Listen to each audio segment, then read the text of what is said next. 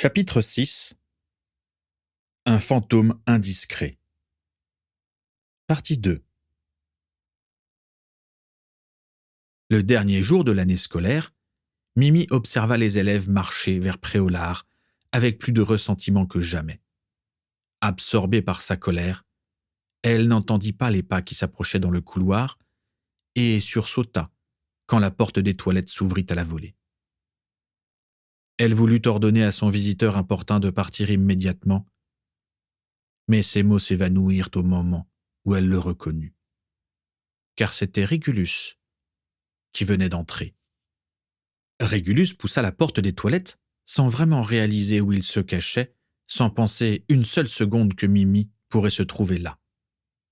Il était pris au piège. Cette idée planait au-dessus de sa tête depuis des mois, mais depuis quelques jours, elle paralysait tout son esprit, l'empêchait de réfléchir. « Je suis pris au piège », se répétait-il en boucle malgré lui. « Je suis pris au piège ». Aussitôt la porte refermée, il se laissa glisser le long du mur dans la pénombre et se recroquevilla sur lui-même. Comment en était-il arrivé là? Comment avait-il pu se mettre dans une telle situation? Il tenta désespérément de se raisonner. Plusieurs fois, il s'était senti piégé, et plusieurs fois, il s'était tiré d'affaire. Ou bien Bellatrix l'avait tiré d'affaire. L'été avant sa 6e année, par exemple, il avait eu 16 ans au cours du mois d'août. Après l'échec qu'il avait essuyé au pensionnat Wimbley, c'était l'âge auquel il pouvait de nouveau prétendre au titre de mange-mort. Dès le jour de son anniversaire, son père avait tout fait pour que Voldemort leur accorde une entrevue, mais sans succès. Il en fut de même aux vacances de Noël. Ce n'est que l'été suivant, juste avant que Régulus n'ait 17 ans, que Voldemort avait fini par céder aux supplications de Bellatrix et avait accepté de donner une seconde chance à Régulus. À une condition. Afin de prouver sa bravoure, il devait tuer un homme, ou plus précisément, un aurore du nom de Marty Fenwick, dont Yaxley venait d'obtenir l'adresse par de sombres manigances. « C'est un aurore puissant », l'avait-on prévenu. « Nous avons tenté plusieurs fois de le soumettre à l'Imperium, mais il continue de nous résister. Il doit mourir. » En replongeant dans ce souvenir, Régulus se crispa. De cette nuit-là, toutes les sensations étaient restées si vives qu'il lui suffisait de respirer une odeur de brûlé ou d'être surpris par un bruit inattendu pour avoir l'impression de repartir en arrière, de marcher dans la ruelle qui menait au domicile de l'Aurore, son capuchon rabattu sur le visage, sa baguette serrée dans la main. Avec une précision insupportable, les images se mettaient à défiler devant ses yeux sans qu'il puisse les en empêcher. La porte qui volait en éclats devant lui, l'Aurore qui levait sa baguette pour se défendre, puis cette lumière verte et cette déflagration assourdissante. Évidemment, ce n'était pas Régulus qui l'avait tué. Sitôt était-il entré dans la maison que Bellatrix avait transplané dans la pièce, avait tué l'homme en un clin d'œil et avait disparu avant l'arrivée des autres mange-morts. Par précaution, lui expliquerait-elle plus tard. Après cela, Régulus ne se souvenait plus de grand-chose. Il y avait seulement quelques bribes, quelques images. Les mange-morts étaient arrivés, on lui avait tapé sur l'épaule pour le féliciter. Ses oreilles sifflaient. On lui avait ordonné de faire apparaître la marque des ténèbres au-dessus de la maison, et il s'était exécuté. Assis sur le carrelage, Régulus dut s'ébrouer pour chasser de son esprit l'image obsédante de la monstrueuse tête de mort qu'il avait fait apparaître, de ce sourire cruel qui éclairait la nuit, et du serpent maléfique qui sortait de cette bouche, encore et encore. Par la suite, Voldemort l'avait accepté à leur table, mais l'avait superbement ignoré. Et même si Régulus en avait ressenti une humiliation cuisante, même si son père l'avait accablé de reproches, il n'avait plus eu besoin de tuer personne. Il avait dû supplier son père de le laisser repartir à Poudlard pour une 7e année, et grâce à sa mère, il avait eu gain de cause. Désespéré, Régulus enfouit son visage dans ses bras. Cette fois-ci, Il n'avait plus d'échappatoire. Sa 7e année était terminée. Il avait obtenu ses aspics. Il avait terminé ses études. Tout en essayant de maîtriser la panique qui se dressait en lui, il songea à tous les mange-morts qui attendaient au dehors, qui étaient en train de se rassembler, de remarquer son absence. Il sortit fébrilement un parchemin griffonné de sa poche intérieure et tenta de le défroisser sans le déchirer, malgré les tremblements de ses mains. Il tenait une lettre reçue quelques jours plus tôt, écrite sur un morceau de parchemin déchiré, d'une écriture brouillonne et désordonnée. Sur cette lettre, sa cousine Bellatrix lui avait écrit ceci. « Reggie, je sais qu'il nous est défendu de communiquer par courrier, mais après avoir tenté, sans succès, de te contacter par d'autres moyens, je dois m'y résoudre. Je t'envoie donc un hibou que Sissi m'a prêté. Il appartient à Abraxas Malfoy et a été férocement dressé, d'une telle manière que rien, ni personne, ne pourra l'intercepter. J'ai tant de choses à te dire que je ne sais par où commencer. Si tu savais à quel point je suis impatiente de te revoir. Je supporte de moins en moins la compagnie des autres mange-morts. Lucius est de plus en plus hautain. Sissi ne s'intéresse pas à la guerre et passe son temps à rêvasser dans son jardin. Et je ne te parle même pas de cet imbécile de Rodolphus qui continue à me faire des avances. La seule chose qui m'aide à les côtoyer est la pensée que tu seras bientôt de retour parmi nous et définitivement. Je ne m'explique toujours pas pourquoi tu tenais tant à retourner à Poudlard cette année, mais tant pis, nous allons enfin nous retrouver pour de bon. À ce propos, j'ai découvert de nouveaux sortilèges que je pourrais t'apprendre dès ton retour. Te connaissant, je suis sûr que tu les trouveras fascinants. Et bien sûr, ils te permettront de briller à nouveau aux yeux du Seigneur des Ténèbres. » Régulus interrompit sa lecture, le cœur serré. Bellatrix se sentait si seule au sein des Mange-Morts. Et pas seulement au sein des Mange-Morts d'ailleurs. Sa mère, sa seule parente qui lui ait jamais prodigué un peu d'affection, s'était donné la mort quelques années plus tôt en apprenant la fuite d'Androméda. Depuis, Bellatrix haïssait tout et tout le monde, excepté sa petite sœur Narcissa et lui, Régulus. Malgré leur différence d'âge, Bellatrix avait pour lui des projets ambitieux. Elle connaissait bien le talent de Régulus en matière de magie et sa fascination pour la puissance à laquelle elle permettait d'accéder. Aussi, elle était persuadée que tôt ou tard, elle réussirait à faire de lui un puissant mage noir. Elle les voyait déjà combattre côte à côte, triomphant. Et, lorsqu'elle parlait de ce futur qu'elle imaginait proche, Régulus ne pouvait s'empêcher de ressentir, lui aussi, un frisson d'excitation. Par peur de la décevoir, mais aussi parce qu'il voulait croire qu'il était à la hauteur de telles ambitions, Régulus n'avait jamais confié le moindre de ses doutes à sa cousine, préférant se réfugier à Poudlard. Il espérait qu'avec le temps, la peur qui le tenaillait s'atténuerait, qu'il deviendrait plus fort, plus résistant, moins sensible. Mais voilà. Plus le moment de quitter Poudlard se rapprochait, et plus il se sentait envahi par la peur, le dégoût et la culpabilité. Le corps inanimé de Marty Fenwick, étendu à ses pieds, hantait ses cauchemars. Il avait même ensorcelé son lit pour que personne ne l'entende se réveiller en sursaut, plusieurs fois par nuit. Il était épuisé en permanence, tendu, irritable, et surtout, il se sentait terriblement seul. Et en effet, à qui pouvait-il bien se confier ? Son père lui avait formellement interdit de contacter Vera Goyle.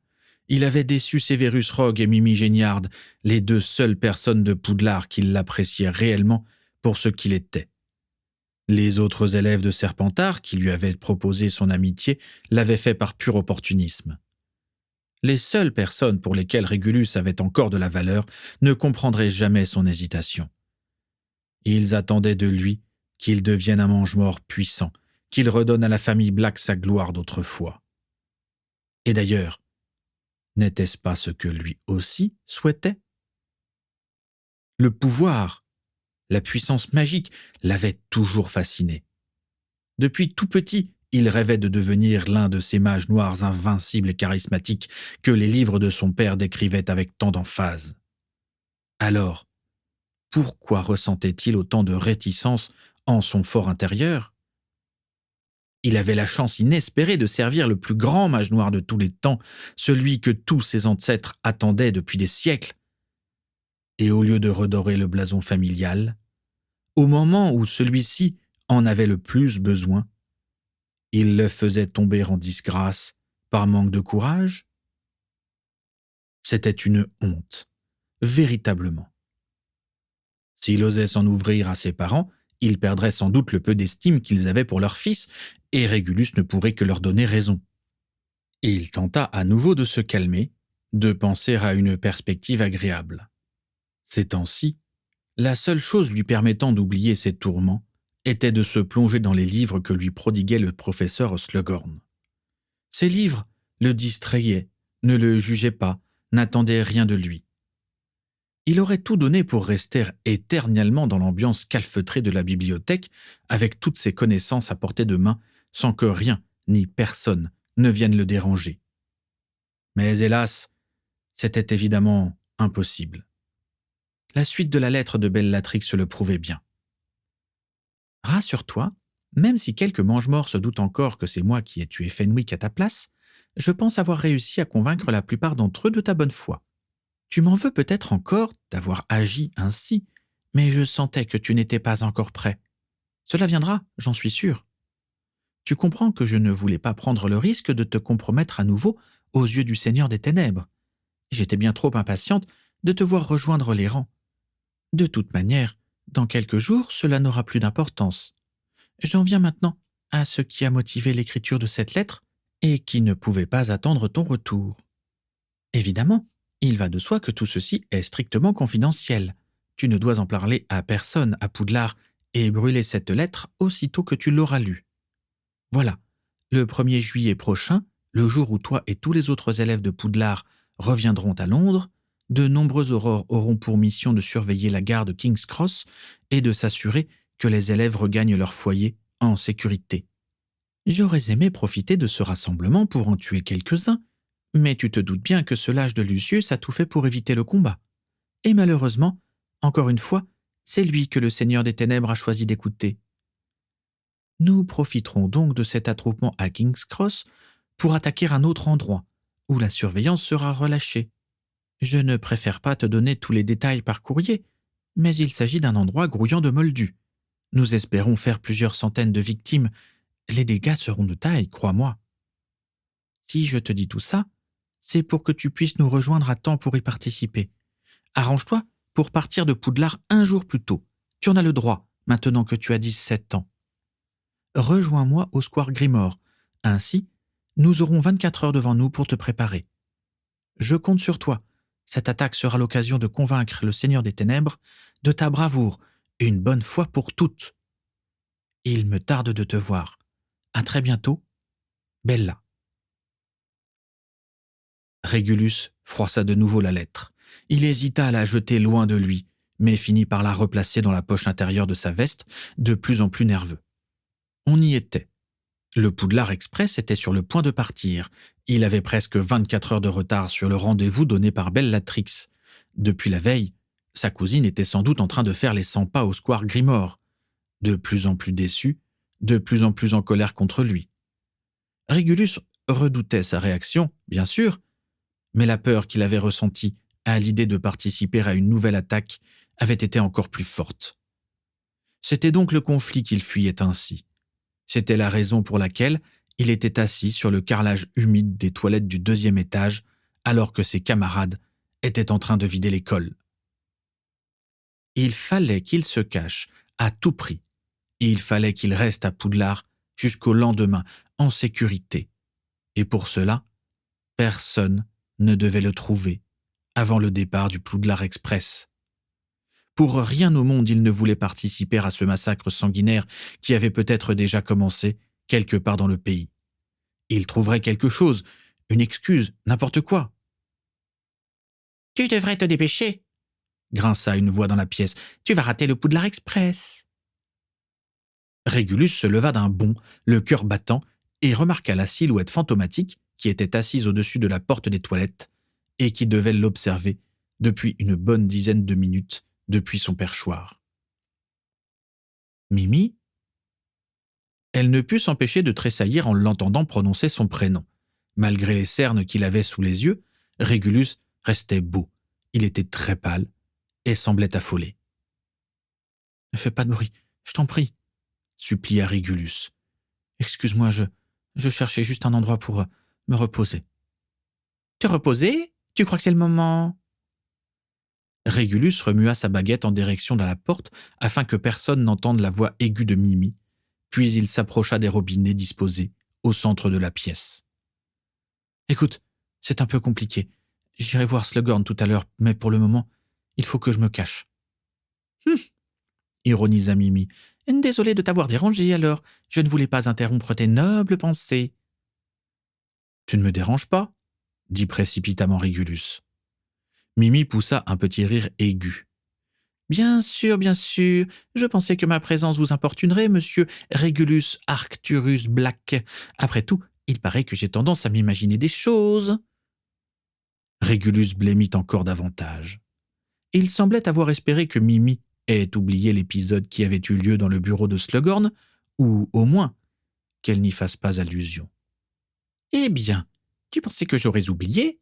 glapit-elle. « Peut-être penses-tu que les sangs de bourbe comme moi ont des capacités cognitives limitées, que ma mémoire inférieure n'est pas capable d'intégrer ce que tu as dit de moi devant tout le monde l'autre jour ?»« Silence, je t'en prie, » supplia encore Régulus en regardant vers la porte. « Je ne te méprise pas, je t'assure. » Mimi haussa un sourcil circonspect.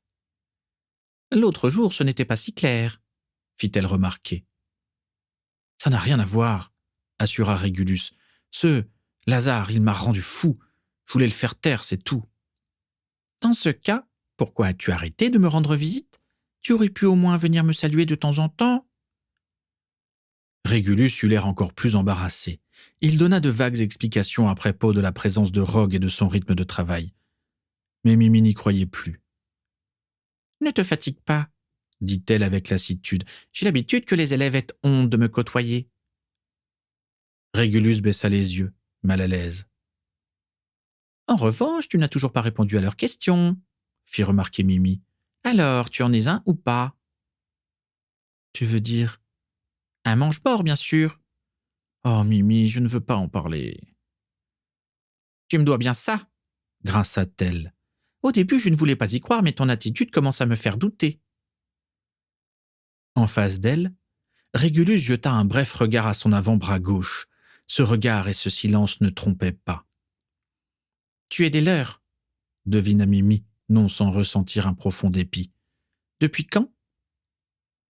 Régulus leva les yeux vers elle, essayant de déceler ses intentions. Allait-elle le dénoncer ? Oh, et puis tant pis. La tentation de se confier, enfin, était trop forte. « Presque un an, » dit-il si bas que Mimi faillit ne pas l'entendre. « Un an, » répéta-t-elle furieuse. « Et tu oses dire que tu ne détestes pas les nez moldus ? C'est le cas. Alors pourquoi as-tu décidé d'aider ceux qui nous méprisent, qui nous maltraitent, qui nous pourchassent ? Je ne les ai pas aidés, je te jure. Pas encore, mais bientôt, ils t'y obligeront. Je sais bien, s'emporta Régulus. Pourquoi crois-tu que je me cache ici ? Il tira nerveusement sur son col roulé et s'appuya sur les mailles de l'évier pour reprendre sa respiration. Je n'en peux plus, admit-il. Je ne sais plus quoi faire. Je ne comprends pas ce qui m'arrive. Pourquoi ne suis-je pas capable de me battre comme les autres ? La question est plutôt de savoir pourquoi tu devrais te battre, fit remarquer Mimi. Régulus acquiesça, pensif. C'est vrai, tu as raison. Il tourna le dos à Mimi et contempla pendant quelques instants son reflet dans le miroir encrassé qui lui faisait face. Je devrais penser à la finalité de tout ça, murmura-t-il pour lui-même, à ce que nous pourrons reconstruire quand la guerre sera terminée. Derrière ses énormes lunettes, Mimi fronça les sourcils. La voix de Régulus avait changé, comme si quelqu'un d'autre parlait à sa place. Au moins, les sorciers dirigeraient enfin le monde, et non les moldus, et cela vaudrait mieux sans aucun doute. Ce serait l'abondance. Nous serions libres, et plus personne ne manquerait de rien. Oh, vraiment? Régulus se retourna, comme s'il venait de se souvenir que Mimi se trouvait toujours dans la pièce. Il serrait les poings, et son regard s'était obscurci. Je veux y croire, insista Régulus. Grâce à la magie, nous pourrons construire un monde meilleur que celui-ci. Un monde meilleur? S'indigna Mimi. Mais meilleur pour qui? Régulus haussa les épaules, embarrassé. Enfin, regarde autour de toi, tous ceux qui s'opposent à tu sais qui sont assassinés. Poudlard est menacé par ces monstres, des élèves sont attaqués, des gens meurent, Régulus, et si personne ne les arrête, ils continueront, encore et encore. Régulus déglutit, recoiffa ses cheveux ondulés, fourra ses poings serrés dans les poches de sa veste. C'est vrai, je n'aime pas cette violence, grimaça-t-il. Mais peut-être, après tout, peut-être qu'il faut en passer par là, faire table rase pour tout rebâtir, en mieux. L'air se fit plus lourd. Derrière ses lunettes, Mimi plissa les yeux. C'est vraiment ce que tu penses? T'en es sûr? Oui, oui. Son regard fuyant disait le contraire, mais cela n'avait plus d'importance. C'était un spectacle écœurant de lâcheté. Dans ce cas, je préfère que tu partes tout de suite, siffla Mimi. Régulus ne bougea pas. C'était comme s'il attendait qu'elle l'accable d'injures. Va-t'en! Explosa Mimi. Ah, mais quelle idiote je suis quand je pense que je t'ai rassuré en première année, que je t'ai aidé à te repérer dans l'école, à éviter ton frère. Je n'aurais jamais dû. Je n'aurais jamais dû t'encourager à quoi que ce soit. J'aurais dû être du côté de Sirius, depuis le début, si j'avais su que tu deviendrais comme ça. Régulus continuait de la regarder, sans ciller. Je n'arrive pas à y croire. Les secondes passèrent, et Mimi cessa progressivement de geindre. Régulus avait été son ami autrefois. Il l'avait blessé, alors elle voulait le blesser aussi. Et pour cela, crier et gémir ne servait à rien. Attisée par la colère, elle retrouva rapidement ses esprits et descendit près du sol, devant l'entrée d'une cabine de toilette, à l'endroit précis où elle était morte. « Oh, tiens !» dit-elle soudain. « C'est drôle, tu sais à quoi je pense ?» Elle regarda autour d'elle avec une grande lassitude. « Je pense au garçon qui était là, ce jour-là, quand je suis morte, celui qui avait une voix étrange. » Régulus tressaillit, et le peu d'assurance qu'il avait encore fondit comme neige au soleil. Ils avaient déjà parlé de la mort de Mimi. Il lui avait posé la question avec délicatesse, des années auparavant, pendant l'une de ces après-midi où Rogue lui enseignait l'art mystérieux des potions.